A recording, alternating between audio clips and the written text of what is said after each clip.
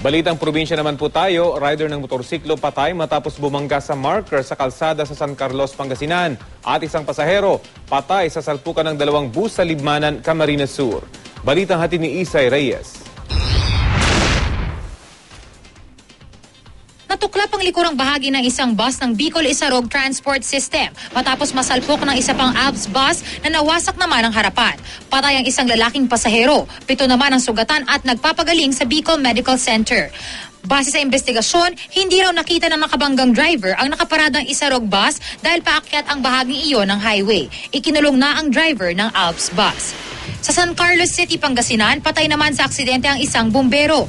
Base sa investigasyon ng pulisya, bumangga ang motorsiklo ng biktima sa marker sa tabing kalsada. May iniwasan daw itong aso kaya nawala ng kontrol sa manibela. Kapopromote pa lang ng 26 taong gulang na si Jackie De Guzman na nakatakda rin sanang magpakasal ngayong taon. Nabagok po yung ulo niya dahil po doon sa concrete post po at malakas po yung pagkakabangga.